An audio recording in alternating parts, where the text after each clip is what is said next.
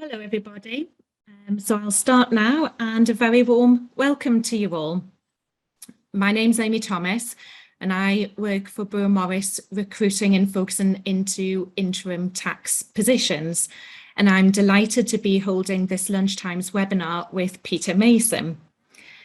Now, just so that you are aware, the webinar will be recorded in case you would like to access it afterwards.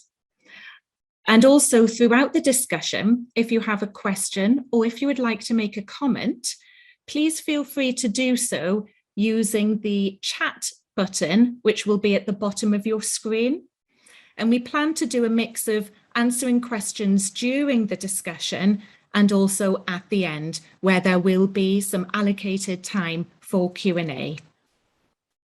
Now, Peter and I have known each other for a few years, and we hosted a webinar back in 2000 in the depths of the COVID lockdown. And that particular webinar focused on the first of Peter's books, The Tax Commandments for Business, which offered advice on the top 10 areas for a head of tax to analyse and focus on. Now, prior to Peter's writings, he worked as the Group Tax Director for IMI, a global engineering company, and also previously held senior tax positions at Smiths and Alstom. And he originally trained with Andersons. So therefore, during Peter's career, he has led high-profile tax positions and tax functions, and also has sat on boards and committees. Now, today, we're going to be discussing aspects from Peter's latest book, which is called Taxes at Work, which looks at how to manage taxes effectively in the workplace by doing it efficiently, and particularly when burdened with an ever overflowing inbox. Now, as you, the listener, will know, the demands on tax professionals are ever increasing from the increased complexity of tax legislation, from advising on increasingly complex business transactions, and also just coping with tax personnel. So to be effective, tax professionals really need to operate faster and leaner, whilst also maintaining quality. And this really involves embracing new tax leadership skills. Peter. Well, thank you, Amy, for your kind introduction, and also to Brewer Morris in hosting this event. My warm welcome to everyone joining this lunchtime too. Now, perhaps I can give you a little bit more background on my experience, and that I've operated at executive level in taxation for nearly 40 years. Trying to improve stakeholder value through leading taxation, finance, treasury, internal audit, and corporate governance, quite a wide-ranging set of activities, trying to advise on strategic, operational, and transactional projects. I've established many tax functions, managed them, restructured them all around the world, aiming for enhanced performance and specialising in effective business partnering and efficient lean operation and improved governance, as well as advising on probably over 100 M&A deals. So I'm particularly delighted to present my new book at this webinar, and I'm offering a special 20% discount for attendees that are joining today, and that will be available to the end of the month by just going to my website, which is on www.taxcommandments.com, and using the coupon code, which is BM for Brewer Morris 2023 when purchasing the book. You know, this is my third and latest book on practical corporate tax management. Actually, there is a copy of it for your viewing. So thank you, Amy, and back to you. Yeah, thank you, Peter. So the role of the tax professional is forever becoming more complex, as I mentioned in my introduction, and demanding. So what's your initial advice then for somebody who's maybe starting out in a new role, or for a tax professional who may be feeling a little bit lost in their current position, how they can cope with everything that's going on? Well, there have always been pressures, I think, in tax roles, and it's probably, to be honest, always been the same. Too much to do in too little time with too little support. And there are many ways to solve that conundrum.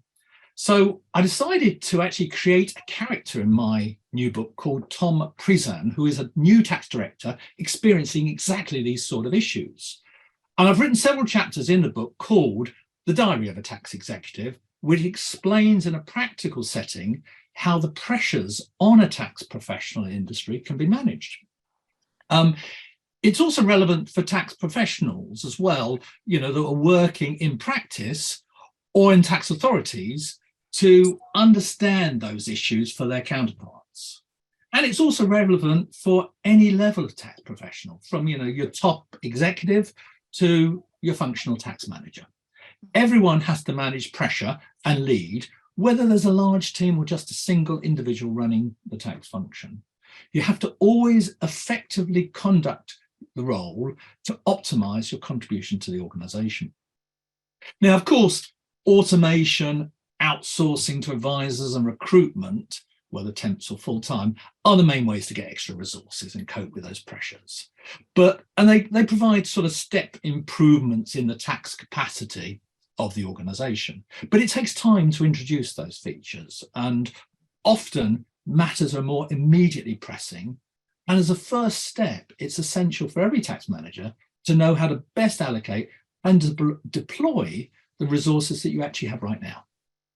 And with that comes the essential leadership requirement of knowing how best to manage yourself optimally. And you've always got to watch your own personal stress levels when there's too much to do. And as well as that, you'll be placing similar pressures on your team and colleagues.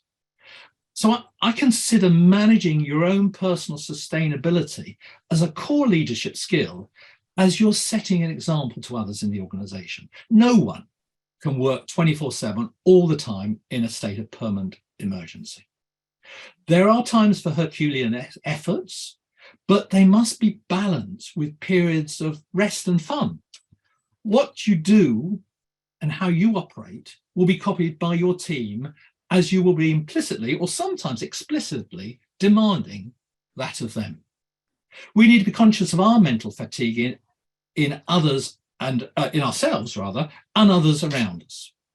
So you cannot let the pressure of too much work be left unattended and unaddressed. A mounting inbox, as you said, creates stress, and denial of additional resources becomes a cost pressure in the organization, and that's common nowadays. So the question of resources, therefore, is critical and cannot be resolved by just working harder. So, Amy, when that inbox is growing and the volume of work seems to be suffocating, we need to do something different to get the tax roll under control and progressing forward. Yeah, and actually probably a webinar on how to manage stress is a whole other discussion. So you've sort of slightly touched on automation and recruitment. Automation, potentially of the processes, recruitment potentially of needing extra resource, but not all companies or teams have them have the budget, have the facility to do that. So what our listeners today, what can they then take away as an immediate action point for them to address their inbox?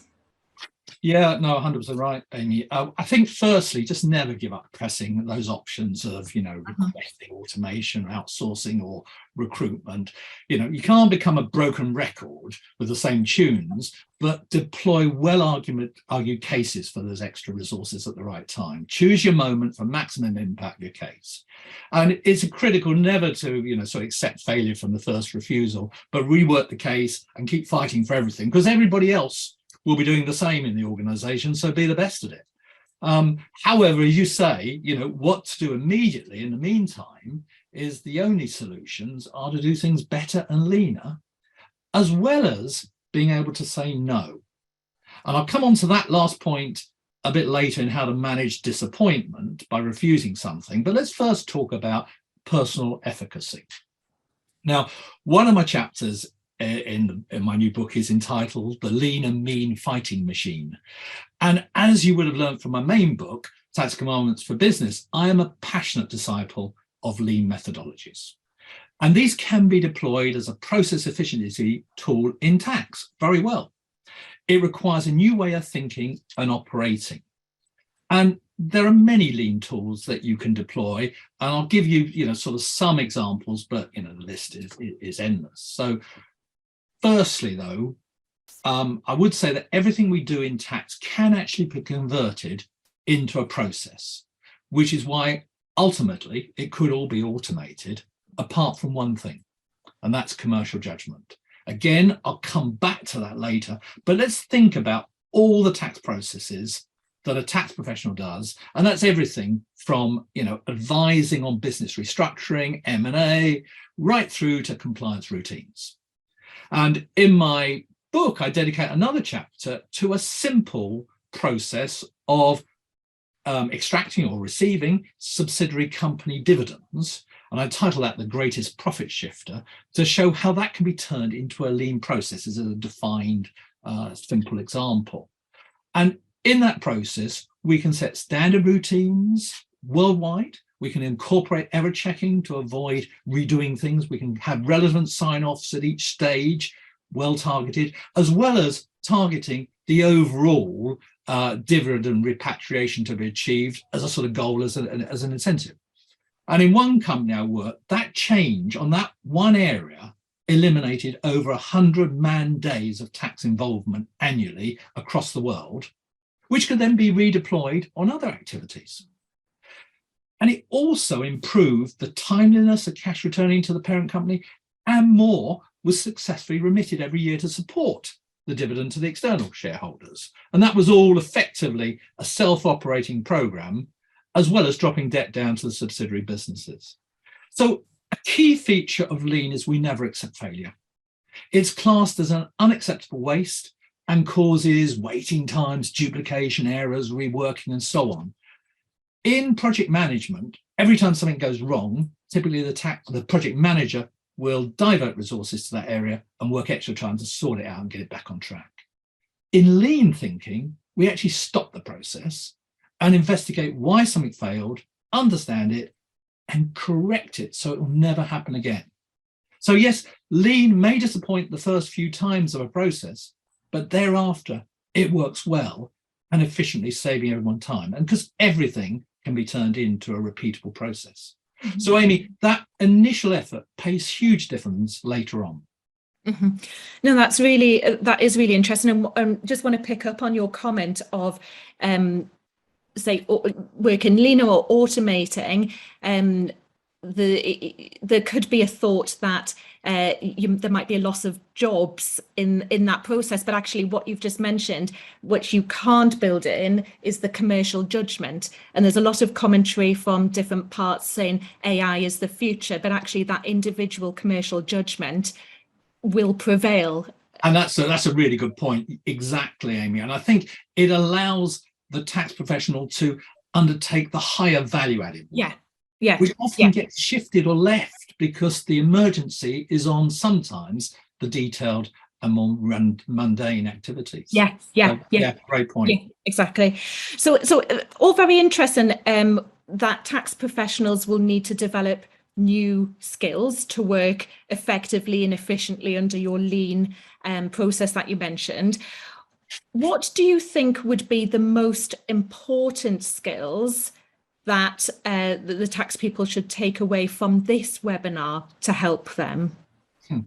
Okay, could think of a lot, but I guess in my view, I come back to the fact that I think there are three fundamental features about great tax leadership at work that every tax person should remember and remind themselves of.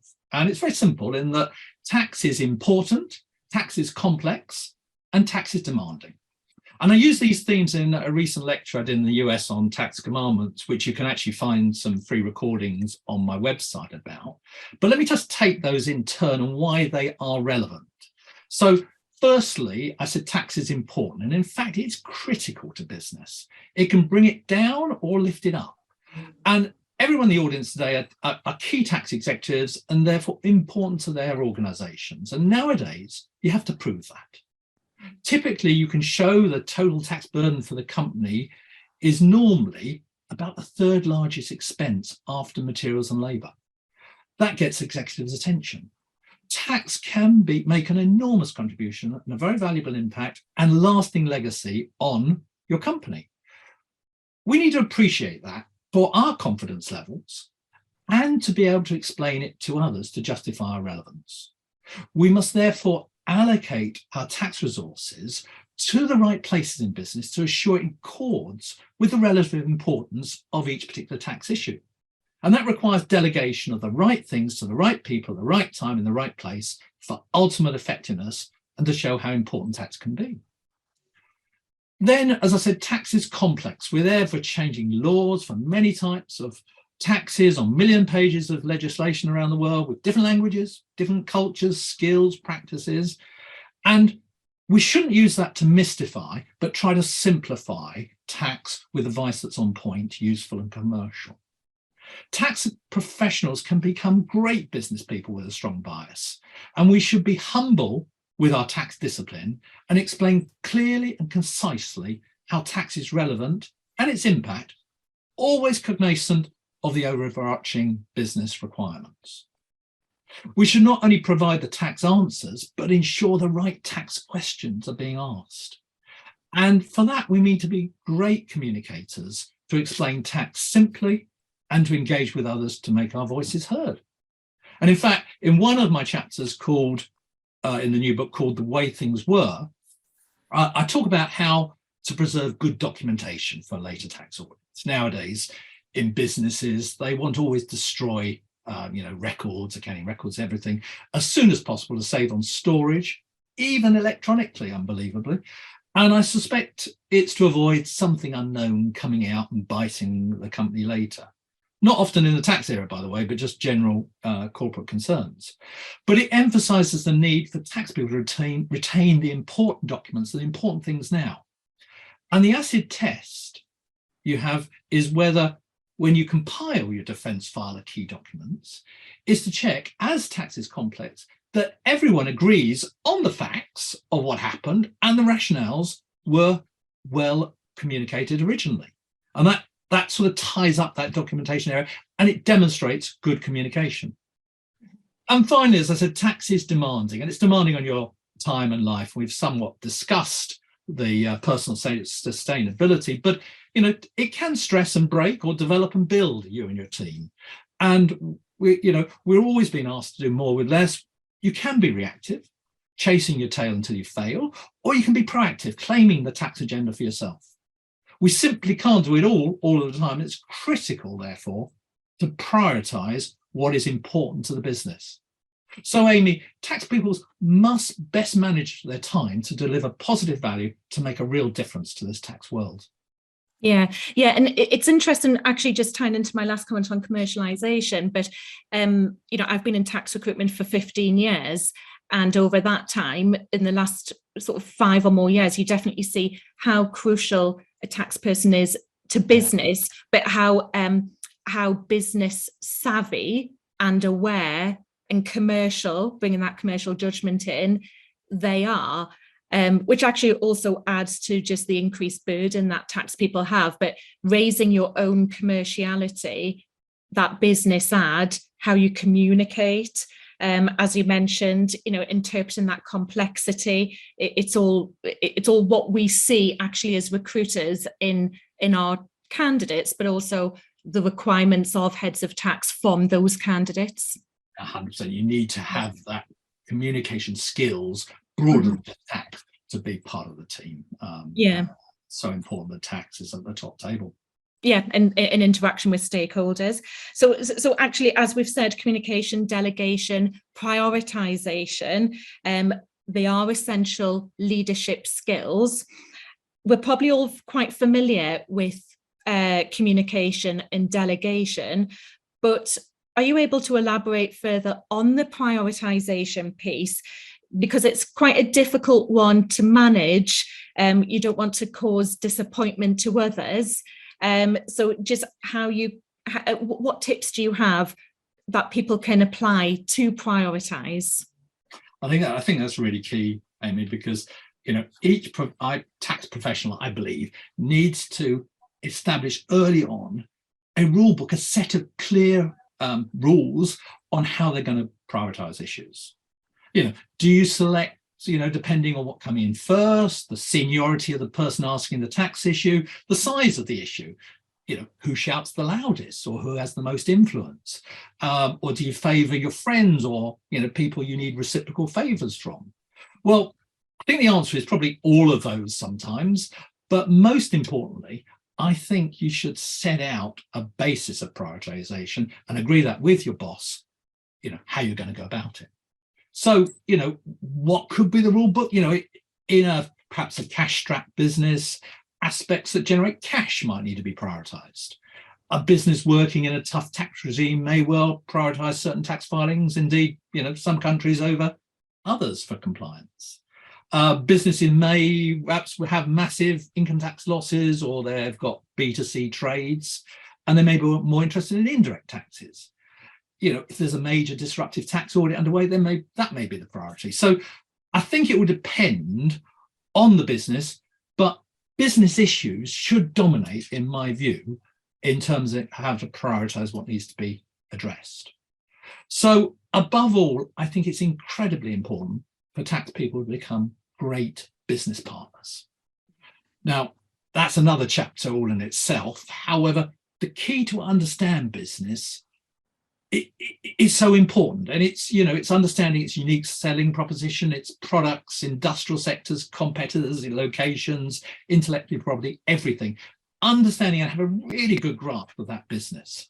And I think it's a great opportunity if you can try and work for a short period in a business on a production line or in a factory somewhere or in a service function in some way to get a real feel of it, or even just visiting sites as much as possible. Now, it's all COVID dependent, as we know. It's reduced that interaction, but if you can do it, it does make a huge difference in really grasping the numbers. And it not only helps you, but also in writing things like the BEPS transfer pricing master file, and it allows you to evaluate what should be the priority in tax for the business. It should be then become evident in a company's tax strategy, which is published, exactly what is important, and then it sort of drives the prioritization arguments. And there'll always be matters that come out of left field and become an immediate priority. An example might be an acquisition where tax perhaps should have a very important role. And I actually discuss in a chapter in my book called The Ghosts of M&A, which is based on the Charles Dickens Christmas Carol, how I believe tax should be involved at every stage of an M&A transaction. And like Scrooge, we should be miserly on the tax benefits we give away in that. And that means performing, due diligence on the past, understanding the mechanics of the transaction in the present, and preparing optimal tax benefits on the realization of deal synergies in the future. I should mention, though, that by definition, in prioritizing certain work, you are deferring other items into the backseat. And it's important to manage disappointment for those customers with clear and honest communications. Learn to say no. It's so important sometimes to say, no, I just don't have the capacity at the moment to do something, or I'm not going to get back to you on this until, next month or some point in the future.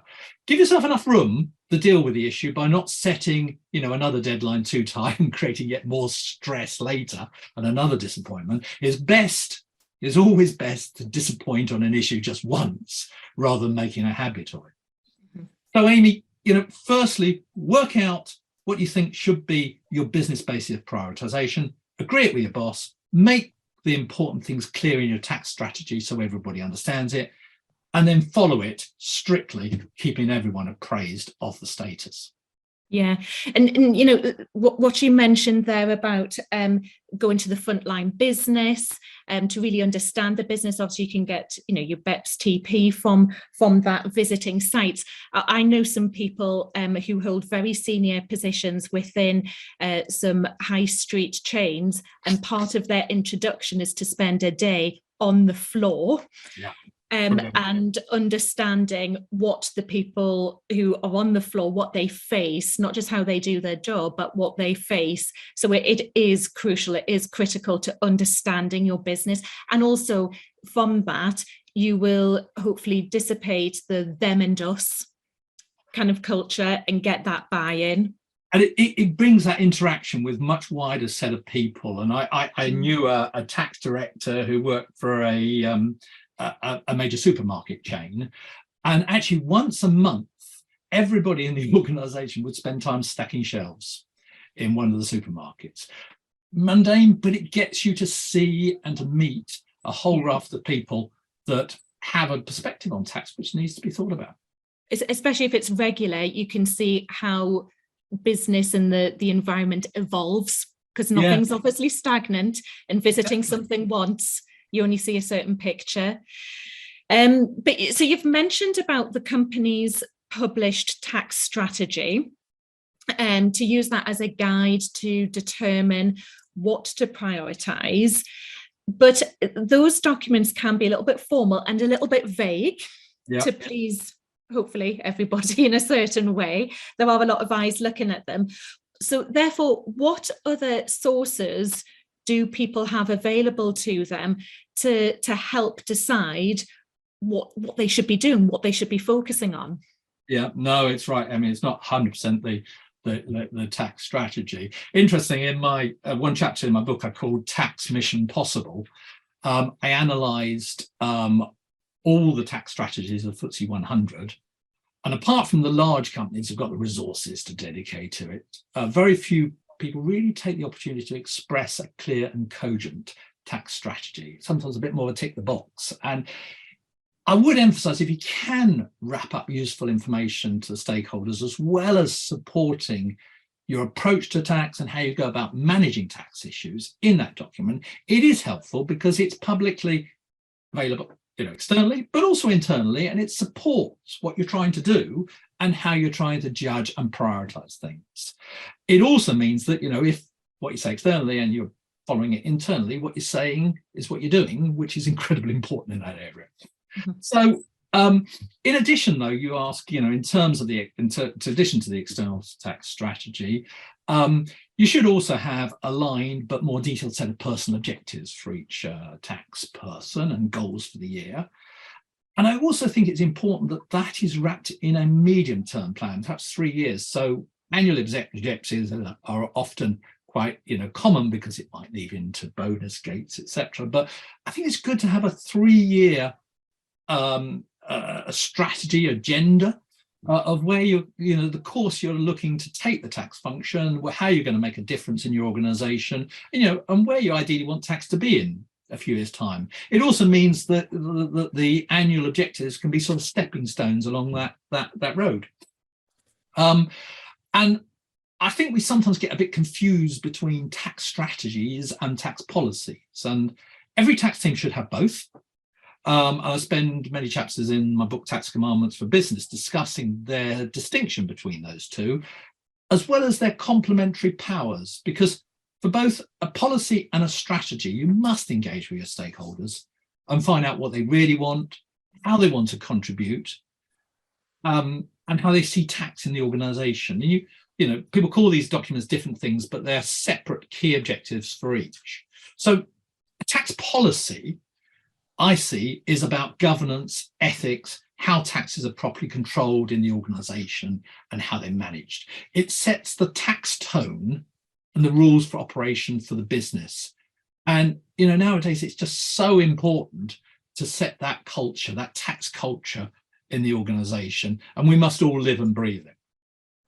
Tax strategy, and it's a bit more confused with the way HMRC has defined it. But in my view, tax strategy, on the other hand, is a bit more about setting the direction of tax in the organization. How do you want the tax profile and the tax function to look in 3 years' time? How do you want it to progress? How do you want it to move forward? What are the steps you need to take to move it to what is deemed a better place, according to perhaps what the stakeholders want? It allows tax people to contribute much broader than just tax compliance. And it keeps life a bit more exciting. It might be the way you change the tax function. It may be the way you operate. It may be the way and the amount of taxes you pay. Of course, value, and tax people should always be trying to add value, is not now defined by aggressive tax planning. It's more about aligning tax with the business and improving its commercial post-tax outcome with certainty. And you have to know and arguably steer the boundaries of where that acceptable tax management, the acceptable level of risk in the organisation is. And it's a difficult item to delineate and determine. I discussed this in one of the chapters in the new book, and it's based on an article I wrote, which I called "I'd Do Anything for Tax, but I Won't Do That." And it sounds, it tries to establish what should be acceptable tax planning, where you won't go beyond. And I introduced what I call my 10 EEL tests, which cover the planning and what makes it acceptable. And that's things like real, legal, artificial or non-artificial, the feel, the financial aspects, and so on. And you can obviously see where the EEL sort of definition comes from. And interestingly, a head partner in a large Canadian law firm fully agreed with this basis and sent it around all of his practice offices as a must read. Now, it might be partly because he was a big Meatloaf fan, but he did use that as a rule book for advisory purposes on where that dividing line is. So, Amy, I think this helps to keep the tax roll alive at the highest executive level in the organisation and allows tax people to progress from compliance officer to business partner. Mm-hmm. Yeah, absolutely. So, without wanting to add more work to the inbox for the tax professional, would looking at the tax policy, the tax strategy that you've mentioned, would that not just create a larger backlog of work for the tax professional? I think it redefines the backlog or the work of the tax professional. I think it lifts it up to perhaps hopefully providing more interesting and challenging work as the tax person becomes more commercial and more business orientated. You have to be prepared for that journey to progress and enhance your role to higher up the organisation. And this also gives great opportunities for tax people to make a real difference, to be seen as important and critical in the organisation. And, you know, people will find that become involved and, engaged in non-tax areas. You know, I've over the years been, linked into treasury and audit and various other aspects, which all helps your own personal development. So I think, undertaking a little bit more of a strategic or a little bit more of a forward-looking perspective on tax is critical in becoming a key executive in the organisation. And that is important for communication and awareness of what is happening around you. If you're at the table on a broader wicket, then you will understand more of the transactions, the things that are going around. You will be more party to them because, Amy, tax is ubiquitous, involved in nearly every transaction and business relationship. And one needs in tax to understand the business, accounting matters, specialist areas, legal nuances, and tax laws all around the world across many types of taxes. It is indeed quite overwhelming, what a tax professional has to do. And that means, returning to one of my earlier points, tax people have to delegate to the right level and not get less lost in the detail. And my largest problem when I was working is I always wanted to help others out. And it can apply to work in the tax team or with financial colleagues. And I have, though, always in my career had more than enough to do. So I hadn't got the time to do that. So you have to realize that, yes, it will take longer the first time for a more junior person to do something that you could do, but they need to be challenged to learn for their own personal development. And the whole point of delegation is to train someone to one day do it faster and better than you, allowing you to focus on other priorities. And that's where you start to free up the time. Therefore, in an ideal world, good delegation sets everyone at their fringe of competency. If anyone comes to, me or anyone with a tax problem and we say we're too busy, then arguably we're not delegating enough.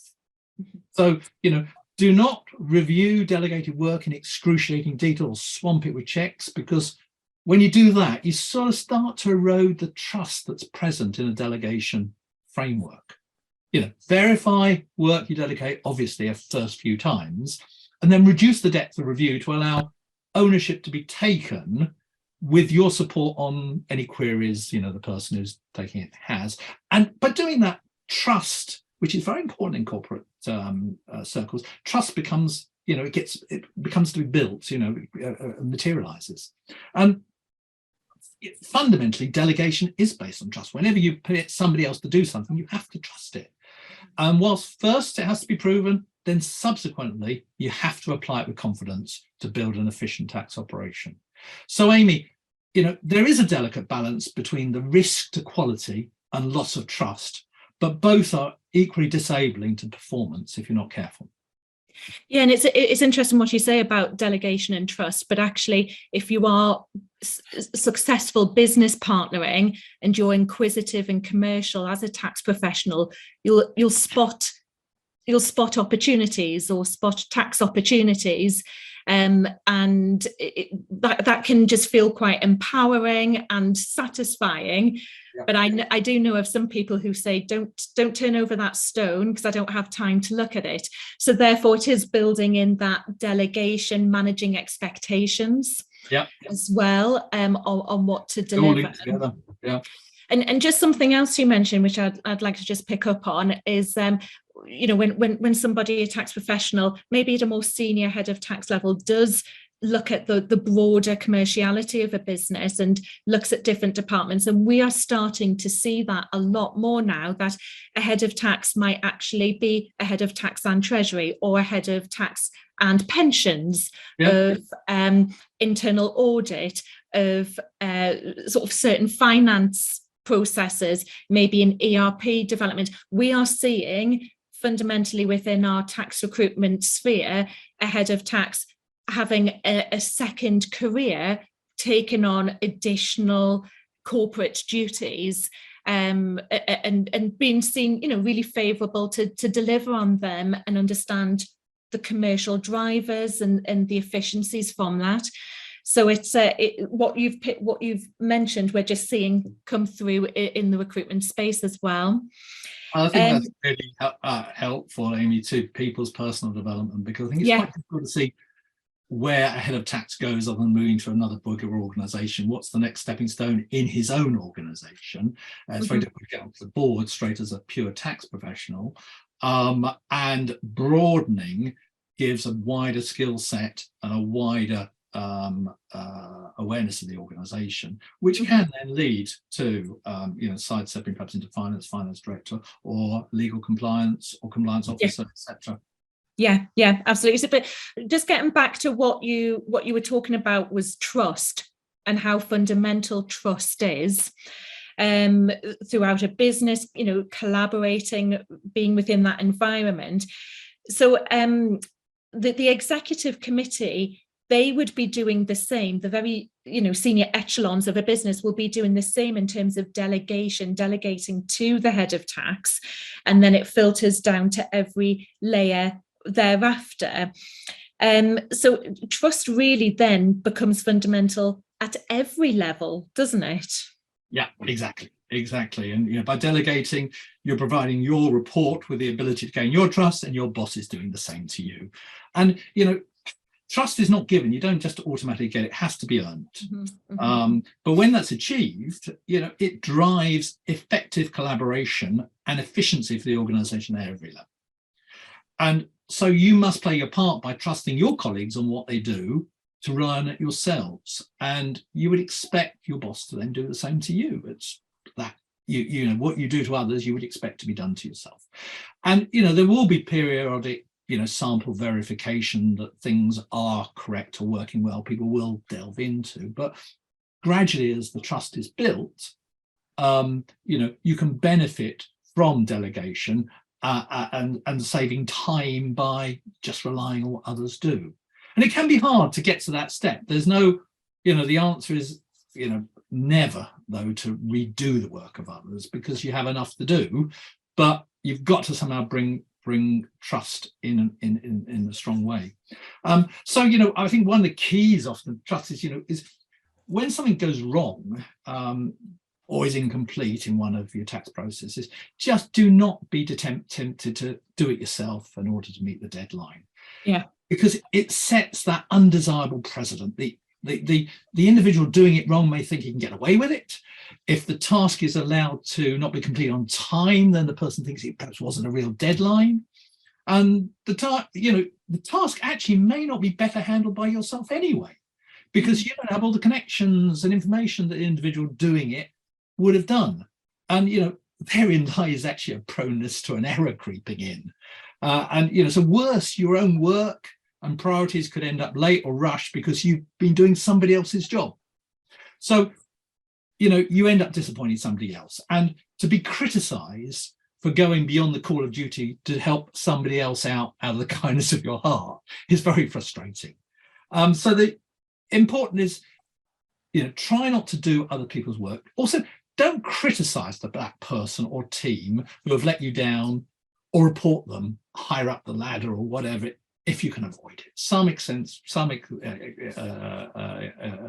to that, but generally don't report them, because it's not always their fault.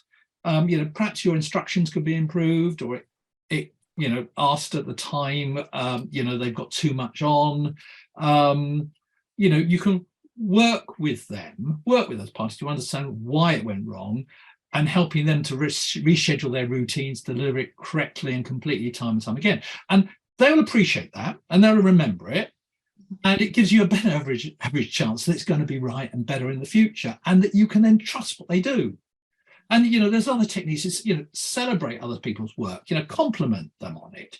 It builds their pride in what they do, and this is all your colleagues, as you would feel when your boss does it to you, and it ensures you can hopefully then trust them going forward. It's normal personal or interpersonal skills that makes people feel better on the job they're doing, and it may take a few iterations, but the upfront effort is worth it, rather than getting all worked up later when it goes wrong. And I prefer to support and nurture before than moan and groan after. So working towards complete trust in your colleagues in business interactions optimizes collaboration in the whole organization. So, Amy, if that applies at each level, then the tax director's operations and the tax function's operations stand the best chance of working at its optimum efficiency and saving you the most time. And actually just picking up on that, like you said, if somebody celebrates success, but also don't attack someone if they haven't delivered, strip it back and look at how you could support. But actually, just by taking that less aggressive stance, even just psychologically, you're having a more enjoyable time at work. It reduces your stress. Nobody likes conflict. Yeah, it doesn't have to be a place of conflict. You can really diffuse potential situations like that, and everyone can just work more pleasantly. It doesn't need to be a negative. So displaying these skills, though, does enable an effective conversation at senior management levels on tax matters. So this would be by tax professionals with all stakeholders within the business, building up that trust. Yeah, well, as you said, by having a less charged dialogue and a much more open and collaborative environment, I think it fosters better relationships all around. Mm-hmm. And fundamentally, it's what the tax executives, I would imagine, all want, and that is to be seen by their stakeholders and peers as competent and valuable. And, it's difficult to establish. And so I've tried throughout my book at Taxes at Work to explain the little pieces that I've experienced through my nearly 40-year career, which make up that jigsaw puzzle of trust and confidence in a tax executive. And, as we've discussed, Amy, it's partly achieved by pleading reasonably for additional resources of personnel, advisor fees, tax bots, where needed, with clear business cases explaining the added value. It's partly achieved by operating efficiently with lean processes, good delegation, and great communication. It's partly achieved by prioritizing the right things, knowing when to and being able to say no, and managing openly and honestly the resulting disappointments. It's partly achieved by setting clear tax strategies that not only take responsible approach to tax management with clear risk tolerance thresholds, but leads the tax function and the tax profile of the organization to a better place. And it's partly achieved by being a great business partner without burning out yourself, your team, or your colleagues, and knowing when to have fun and relax. And together, all this builds bridges with stakeholders to build a trust in the tax executive, and that will ease everything from project approvals to expense applications for those additional staff, advisor fees, or automation. It makes your life easier, exciting, and less stressful. And as I said at the beginning, tax is important, tax is complex, and tax is demanding. And you need to be proud of your tax role because it's important to your company. You need to take tax and recognize it's a complex science requiring expert interpretation, but you're the key person to do it, and you've got to do it in a non-tax speak way. And tax is demanding on our lives, family, and teams. So always prioritize those three people or those three groups. So Amy, I think that reminding ourselves of these three attributes about tax will help the tax professional lead tax at all levels, commercially, valuably, fairly, sensibly, and healthily. So, thank you. Yeah, no, thank you. And that's the end of our sort of initial discussion. If anybody has a question to ask, please do, or a comment, in fact, please do put it in the chat function. I have got a comment here that somebody's already got your previous two books. So someone in the fan club there. I just had a question though, because you did retire a couple of years ago. You left a very senior global position, and you have subsequently written 3 books, and you've spoken at various webinars. But I'm assuming you don't just draw on your own personal experiences, because the environment does change. So what other sources do you use when you're putting together, well, your books, but your advice? Yeah, and I think it comes from many sources, Amy. Clearly, I have got nearly 40 years experience of working in tax, but I would say probably, and certainly in later years, I was trying to get involved in much more areas, and not often trying. Sometimes people just asked me because I knew a lot about the organization. You never forget that tax sees so many parts of the organization that it's often the go-to place for helping on lots of things. And I've always been quite willing to do that, to get involved. And I think that is helpful for broadening your experience. So you mentioned Treasury. I looked after Treasury for a little while. I even did the Treasury exams, God forbid. It broadens your horizons and it broadens your experience. You then got, every advisor's, the tax industry role can be quite lonely if you're insular, but you should be interacting with your peers, your competitors even, and various tax discussion groups and advisors. Always happy to spend some time with advisors chatting through all my problems, because a problem shared is a problem halved. So you interact in lots of senses and lots of ways. And sometimes I think when people get very busy, they drop some of those things, and that's so negative and so damaging actually on the role. You can spiral down if you don't get to grips with it and say, look, I do need those interactions because I will learn things, I will understand how to perhaps do something better. I do need to interact with other people. I do think, other functional colleagues, I've always had meetings with other colleagues, the head of Treasury, pensions, you mentioned, internal audit. I'd have monthly meetings with those guys just to chew the fat on, even if we had the same problems with the same businesses or whatever, we could interact and learn quite a lot from that. So I think there's lots of sources, Amy, and a matter of just trying to protect them all. Yeah, absolutely. And you've obviously had a couple of years out of the corporate workplace in terms of your role as a global head of tax. Do you think having that time away has allowed you to reflect on your working life better? And I don't know if this is a bit of a loaded question, but is there any key thing you would, if you went back in time, you would change, having had some time to reflect?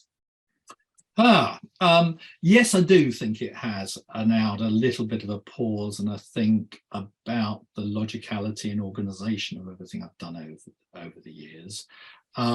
So that's worked well. Also, I spend a fair bit of time now either advising on strategy for organisations or mentoring tax directors or senior tax managers in how to manage the function if they come in new or they want to revamp it. And I think that one of the things I wish I'd done more of, and there is a funny story to this, in that I had a chief executive. I was quite close to one of my organizations. He brought me in to sort something out, and I worked very closely with him. And I used to always go along to the operating divisional conferences and monthly meetings, actually, very little about tax on them, until one day he said, right, my new strategy is I want to concentrate on that 30%. Now, at the time, the tax rate for the company was 30%. I thought, crikey, he wants to concentrate on my tax rate. And then he said, no, it's 30% of every senior manager's time that should be dedicated to thinking strategically. So he wanted every senior executive in the organization to allow 30% to think about where they're going, why they're doing what they're doing, and not be deviated or diverted by the day-to-day noise. And he said it's imperative for the organization. We can't just react. We have to plan where we're going. And I wish I'd put that in a bit earlier. I did actually, towards later stages, almost get to that level. But it's, that's more than 1.5 days a week. Thinking about why you're doing what you're doing and planning where you're going and what the next steps are. And it's very hard to achieve because there's so many other pressures, but thinking what you're doing, why you're doing, when you're going to do it, that strategic planning of your role, even if it's only for the next week or the next month, is much better than just picking up the first thing in the inbox. Yeah. Do you think 30% was the right amount? Is that a bit too much? Oh, I could debate that. I don't. You initially you think it is too much, but actually, if you get the planning right and you align it with delegation and an element of prioritization, and that we've discussed about, communicate what you're doing around, it's a very efficient organization. Yeah, it is. Yeah, it is. Yeah, and I'm just a bit conscious of time. We've got sort of a couple of minutes left. But one thing we didn't get to really focus on, which actually a lot of your points would relate to, is maybe that HMRC relationship, maybe less delegation, but building up trust, building up a good communication, being seen to be credible and equal, but maybe delegating actually to a certain extent. Do you have any comments on the HMRC relationship and how best to use that forward? I mean, that's almost again like a webinar in itself, but any key takeaways from that area? Well, you mentioned it, Amy, it's trust. I think the clearest reason that tax discussions with tax authorities break down and go into some either litigation or MAP or whatever it is because of a breakdown in trust. I think you have to establish it at every audit. And that's not, the tax authority is there to be inquisitive and, not quite accepting of the facts, but they do need to trust you're honest about them. They need to you need to have a trusting relationship where you can focus and be respectful and agree the parameters of the debate, and then you can work through it. If you can't agree that, and that's often the cause of ultimate disagreement between tax authorities and individuals. So yeah, 100% agree with you, Amy. I think trust is important, not only in the setting that we've talked about of intra the group or intra the organization, but outside with customers and HMRC advisors and all tax authorities. Mm-hmm. So, yeah. And that leads to, again, just having a positive working relationship as opposed to having an aggressive one, which is such an important stakeholder as HMRC. And look, I'm conscious of the time. And people probably only have an hour for lunch as it is. But thank you very much, Peter, for today's discussion again, for sharing your insights and your advice. And I think we could go on and on, actually, because you've got so many interesting areas to go into. If anyone would like to read further on the points that Peter has raised, obviously he has got his Taxes at Work book, haven't you? I have, and thank you, Amy. And it's always a pleasure discussing and having these sessions with you. Thank you also to Brewer Morris for hosting the lunchtime seminar today. And thank you to everybody that's joined. I know we're right up now against the end of time. I would remind you just of that discount code, which was BM 2023 for the Taxes at Work book, and just visit my website, which is www.taxcommandments.com, and there are lots of free tax resources there too.